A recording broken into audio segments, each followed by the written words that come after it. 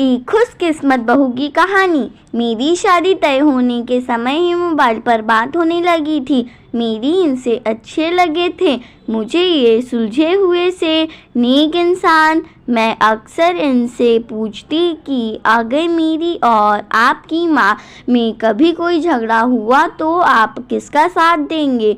इनका जवाब होता पता नहीं। बस इस एक बात के अलावा मुझे ये बहुत अच्छे लगने लगे थे। जब मैं पहली बार इस घर में आई थी तो बहुत अजीब सा था। सब मेरे घर में कितना घुल मिल कर रहते। कभी कभी तो हम मजाक मजाक में किसी एक को चिढ़ाने के लिए उसकी थाली में रखे खाने को खा जाते। और यहाँ मजाल की कोई एक कमरे में एक टेबल पर बैठकर भी खाना खा ले। सबको अपने अपने कमरे में खाना खाने का शौक।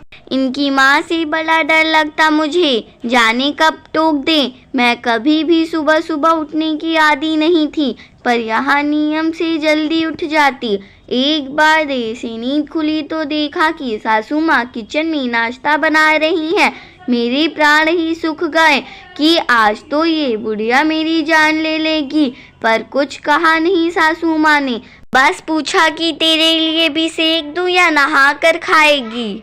मुझे लगा लेट उठने पर व्यंग कर रही है मुझ पर। सासू माँ का साड़ी पहनने का तरीका बड़ा सलीकेदार था और मुझे साड़ी से चिढ़ पहनने में ही घंटों लग जाते। फिर पहने पहने काम करना अजब हाल था मेरा। हर आधे पौन घंटे में फिर से सब ठीक करना पड़ता, नहीं तो सासू माँ टोक देती कि तमीज़ नहीं है क्या, ठीक से पहनो। एक बार तो चिढ़ ही गई, बोली कि जब नहीं पहनना आता तो सीख लो या जो आता है वो पहनो, कार्टून क्यों बन जाती हो। बहुत रोना आया था मुझे।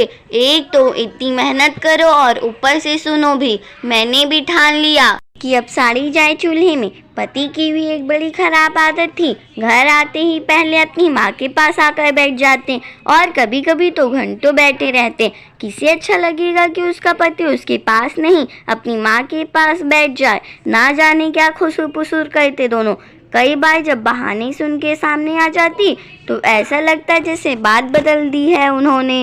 एक बार ऐसे ही टोह लेने के लिए चाय बिस्किट लेकर गई तो सासू माँ बोल पड़ी कि बेटा तू इतना क्यों परेशान होती है, कभी चाय कभी पानी, जा आराम कर या यहीं बैठ जा। उस दिन तो मैं चली आई, पर सोचा कि जब खुद ही कह रही है तो कल से साथ ही बैठूंगी। साथ बैठी तो लगा कि ये लोग तो फालतू बातें करते रहते हैं या मेरे ही सामने ऐसा बन रहे हैं। जब मेरा बेबी होने वाला था तो डरते डरते पूछा था कि बच्चा का क्या नाम रखेंगे माँ।